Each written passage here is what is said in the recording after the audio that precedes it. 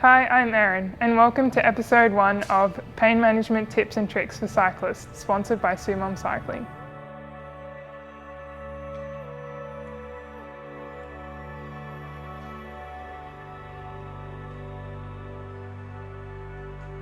One of the most frequent yet frustrating injuries in cyclists is that of knee pain. Being a low-impact sport, it's often considered a knee-sparing exercise. However, a variety of injuries and niggles can arise from the repetitive motion and restricted range of motion cycling brings. Before we get into the juicy stuff, it's important to have a basic understanding of what actually lies beneath the skin and structures that are involved. In simplest terms, the knee joint acts as a hinge between your hamstrings bending the knee and quadriceps extending it or straightening the leg. The patella, or your kneecap, which sits smack bang on the top of this hinge, acts as a pulley to increase the force someone is able to generate through their quadriceps, therefore increasing the efficiency. What we'll cover in this article is most common causes of knee pain, methods to prevent, and methods to treat, golden stretches and exercises for knee pain. So what are the common causes of knee pain? The most common type of discomfort at cyclists is often described as pain in the front region of the knee around the kneecap, also known as patellofemoral pain. 4 main reasons for this can be incorrect cleat alignment, incorrect saddle position, incorrect pedaling action, or poor flexibility and/or strength of the flexors and extensors of the leg. These are your quadriceps and hamstrings. Although bike fit is extremely important if you are planning on spending any number of hours cycling, today we're going to focus on the last point, poor flexibility and strength. Anterior knee pain is generally caused by tightness of the quadriceps or your iliotibial band, a fibrous tissue that runs down the side of your leg. This results in misalignment of the patella when pedaling. Combining tight quadriceps with weak glute muscles, one is pulling the kneecap away, however the opposing isn't strong enough to maintain alignment and keep it straight. This results in the knees to go out during each pedal stroke in circular motions, compensating for the lack of flexibility required. Although treated early, it's a relatively quick fix. If left alone, can cause longer-term damage to the meniscus or cartilage within your knee. So what are methods to treat anterior knee pain? Prevention is definitely better than cure, so first point of call is to address making sure your bike fit is correct. There's no point putting in time and effort through strength and flexibility, only to jump back on an incorrectly fitted bike and undo all that hard work. Once these foundations are addressed, next step is to treat the tightness of muscles through foam rolling and stretching. The main muscles to pay attention to will be your quads, hip flexors and glutes. For recovery purposes, stretching each muscle group for 30 seconds to 1 minute each post-ride is enough. However, during rehabilitation phases, that may need to be increased to 2 to 3 times daily. It's important to note that stretching for less than 15 seconds is not overly effective due to the muscle taking roughly 20 seconds to fully relax. With a good stretching program in place, it's important to introduce foam rolling or regular massage treatments if that's a viable option for you. With the muscle loose from stretching, foam rolling straight after can help reduce tightness, inflammation, and also increase muscle length in targeted areas. Focusing again on the quadriceps, inside of your thigh and IT band, the aim is to apply pressure in one long, smooth, progressive push. It is a common habit for people to rush this step, resulting in lightly flushing the muscle fibers rather than getting deep into the layers. Home objects such as tennis balls can also be great for getting into smaller areas of tightness.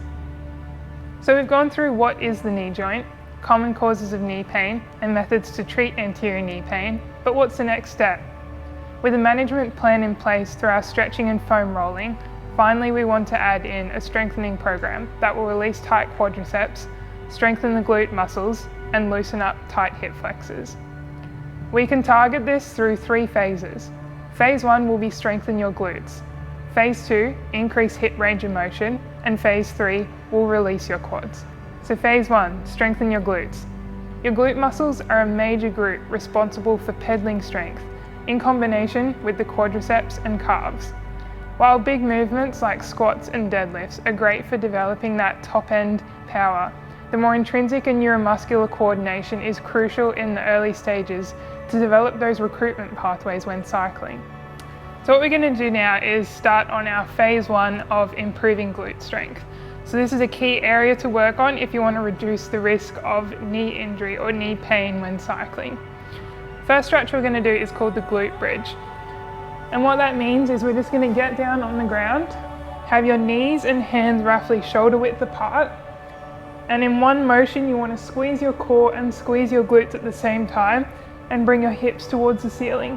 When you're in this position, you want to make sure that you're not dropping your hips and you're keeping tension throughout the whole movement. You're going to come back down to the ground and repeat that movement. If you want to make it harder, you can get a resistance band or some sort of band around your knees, and what that will do is increase the strength when you're at the top. Once you feel comfortable with that, you can increase by, at the top, lifting one leg off and then putting it back on the ground. You want to make sure when you do this that you aren't dropping your hip either side when you lift the leg.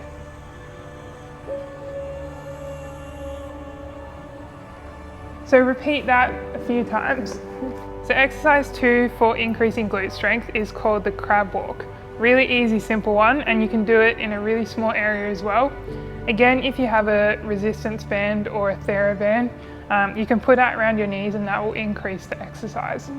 So what you're going to do is have feet shoulder width apart, squat down not to full 90 degrees, probably just 45 degrees, and then keeping your hips stable and trying to reduce the movement, we're going to step and move across the mat. So what this does is every time you're lifting one leg off the ground, you're having to engage your glutes and core to keep it stable. So if you can imagine you have a resistance band around your knees, it's going to make this a lot harder. So you can repeat that several times. For all of these exercises, aim for 3 sets around 6 to 10 reps on each exercise. Moving on to exercise 3. This one's very similar to crab walks in that it isolates one glute at a time, but it's called glute kickbacks. So you can start off with no resistance band, and what you're going to do is stand feet roughly shoulder width apart, keep your hands on your hips so that you can feel if you start to rock back and forth. And what you're going to do is you're going to put all your weight onto one foot, keep your hips in line, and just gently go back with that foot and come back to the center. So what you're going to think about, I'll do it on this leg, is when you're going back, really squeeze that glute muscle at the top and bring it back in. You shouldn't feel yourself rocking or like sitting down this way. So hands on hips, trying to keep them in a nice straight line, and it's just going to be back and forth. If you want to increase the difficulty level, try and get a short resistance band if possible, but a long one will work. Not a too heavy one either, so one that you think you'll be able to manage all right. So you're going to place it around your ankles, one foot on the ground again, and when you get to here, keep your balance, you're going to go back, and it'll feel a lot harder, but that top end bit here is where you really want to squeeze the glute. You'll also feel it start to work your quadriceps on the supporting leg as well. So do 3 sets of 6 to 10 reps of those. So our last exercise in the glute strength phase will be bird dog. So what we're going to do is get down on the ground on all fours. You're going to have hands slightly below the shoulders, knees evenly spaced apart, and at your hips at a 90-degree angle. So what you're going to do is squeeze the floor, suck your tummy in and bring it to the ceiling, and without moving your hips or pelvis, you're going to bring one leg off the ground. So it's similar to the last exercise, the glute kickbacks, but this time we're adding in the core stability element. So you really want to concentrate at the top of the movement to squeeze that glute and bring it down. You can switch and do it on the other side. Again, 3 sets of 6 to 10 reps. If you find that you can do these okay and your pelvis isn't shifting, when you lift one leg off the ground, you're going to lift the opposite arm off the ground.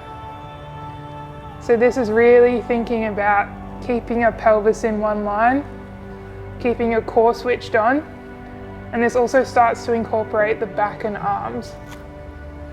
So switch to the other side. You don't have to go high with these. just so that they're off the ground, and bring it back down. You can, if you feel like you need to, add a resistance band around your knees. What that's going to do is when you bring it off the ground, it's going to pull the resistance band and just add that one more element of difficulty. Phase 2, increase hip range of motion. Your hip range of motion is key during each pedal stroke and the efficiency of the power that's being put through. Tight hip flexors can lead to lower back and knee pain, as well as restricted mobility in the top and bottom of your pedal stroke. This will reduce your energy efficiency, position and agility on the bike, as well as power output. So we're moving on to phase 2 now of reducing the risk of knee pain, which is increasing hip flexibility. So the next 4 following stretches are all targeted towards your hip flexors in that extended position, so the bottom range of motion. So the first one's called the pigeon pose. What you're going to do is try and get a soft mat or surface if you can.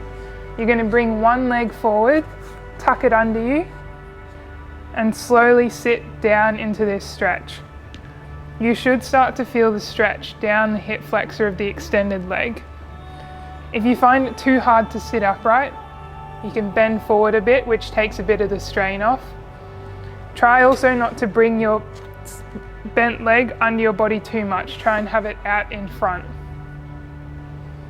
If you find this is difficult to start with, we can bring it up and just have it on your knee and stretch it back that way. It's almost like a deep lunge. So you're going to hold that, or this way, for 30 to 45 seconds.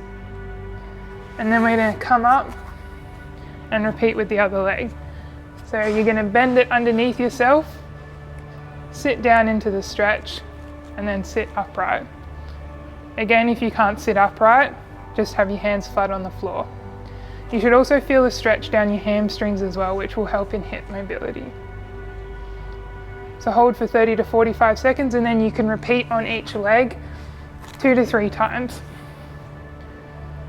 The next stretch we're going to do is more that back end range of motion. So it's called the pretzel stretch, and you're going to start sitting on the ground, bring one foot over top of your knee and just push up with your hands. You should really feel that down the bent leg at the back.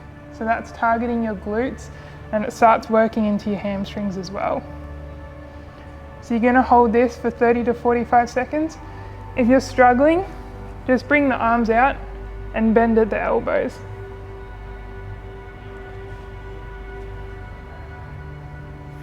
Swap legs. I find it's easier if you kind of push up on that supporting leg to put your leg up and then sit down into the stretch. Hold it for 30 to 45 seconds and then you can repeat on each leg.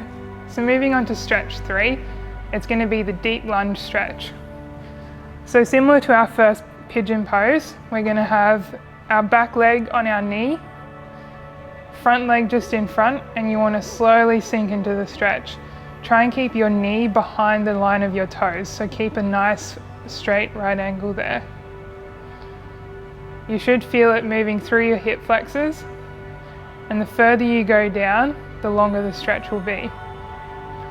If you're struggling with your knee on the ground, again, if you've got knee pain, it could be an issue. Try and pack up a few mats or even a cushion under your supporting knee. If you find this is a bit too deep, just bring it back a bit and bring your foot in so it's not as deep. You're going to come up and swap legs. Same as the others, holding for 30 to 45 seconds, 2 to 3 times on each leg. Try and push to the point where you can feel the stretch and it is a bit uncomfortable, but don't go much further than that. And bring it up. The last stretch is also a lunge style stretch, but we're going to work on the inside of your hip and quad. So bring one leg out to the side and you're just going to rock into it this way. So if you almost think of your hips and then you bring your hips this way. Again, stack cushions under your supporting leg if you need, but you should feel the stretch right through here.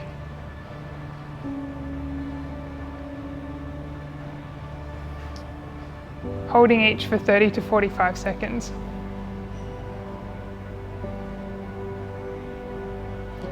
So this is working your adductors of your hip.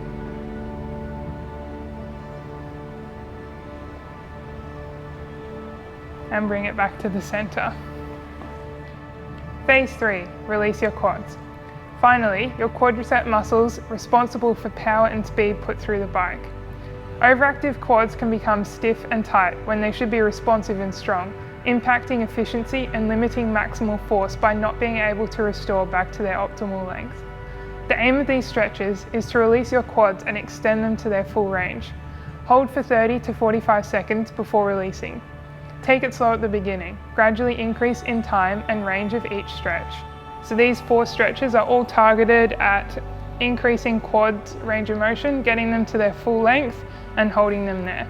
All of these 2 to 3 sets on each side, single leg, and 30 to 45 seconds per stretch would be good. So the first one we're going to do is called the lying quad stretch. You're going to come down onto your stomach, onto a mat, come up on your elbows, and you're just going to reach the same hand, same leg behind, grab your foot and pull your foot towards your hips. If you push up with your elbow on the other arm, you'll feel the stretch more. If you come down further, it loosens a bit. So this is taking out your hip flexors of the equation, so it's just working on your quads only. So you're going to hold this for 30 to 45 seconds. And then slowly release and stretch back down and repeat on the other side. Again, if you come down, it's going to be easier. If you extend this way, it's going to be harder. So bring it right down. If you can't go all the way to your hips, just hold it where you can feel the tension. And then drop and back to the start. 2 to 3 on each leg. So stretch number 2 of this final phase is called the twisted kneeling lunge. Essentially, it's a lunge, but what we're incorporating as well is lower back movement. So start on your knees. We'll bring this foot forward first. Similar to the deep lunge, but we don't want to go as far. We just want to stop around this point. You're going to put your same hand as the leg on the inside and bring the other one up towards the ceiling. So this is really pushing through the bottom of your hips. You're going to hold for 30 to 45 seconds and then come down. When your hand's up in the sky as well, think about pushing your knee out with the opposite arm. If you feel like this is too much, just bring this arm down and work on this movement, and then you can incorporate the second one. So again with the other leg, you're going to push this leg out with your arm at the same time as reaching towards the ceiling. You should also feel a small stretch in the back leg as well. 30 to 45 seconds on each leg. Exercise 3 or stretch 3, similar to the first one, a lying quad stretch, but this time we're going to increase the extension of our hips. So if you have bad knees or you're a bit cautious of the bending, just start easy, but you're going to sit with both knees bent into one direction and you're slowly going to sit back onto your elbows. So try not, if you think you can go all the way to the ground, but you have a slight curve, so if I show you here, if you come here, but you can fit your hand under your back, come back onto your elbows, because we want to make sure that your spine's kept in neutral. So tuck that foot under and hold this stretch. You should feel it right through your hip flexor, right through your quad on the leg that's bent outwards. So hold this for 30 to 45 seconds. Come up to your hands if you feel it's a bit much and just bend your elbows. And then swap to the other leg. And sit back down again to the stretch.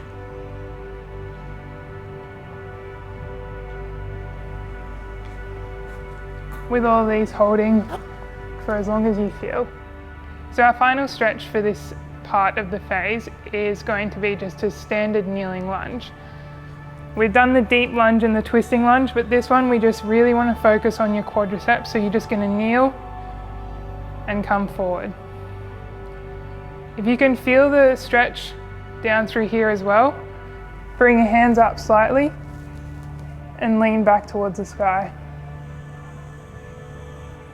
This is also a good one for concentrating on stability. So you want to still engage your core, you want to engage your glutes as well. And you should feel your front foot here moving around and trying to stabilize you. So hold for 30 to 45. Come back up slowly and repeat on the other side. Again, cushions under your back knee if you feel like you need it. To reduce the stretch a bit, bend your foot behind you. To increase it a bit more, point your toe. And come back to the center 2 to 3 times. Thanks for watching this episode of Pain Management Tips and Tricks for Cyclists, sponsored by Sumom Cycling. You can find the other episodes by clicking the link below or by visiting www.sumom.com and check the blog section. For a more personalised approach to building strength on the bike, you can get in touch with me through EJ Macdonald Performance Coaching on Facebook, where we can work together towards building you a specific program. You can check out all of Sumom Cycling's garments on their website at www.sumom.com. Happy riding, and I'll see you on the next video.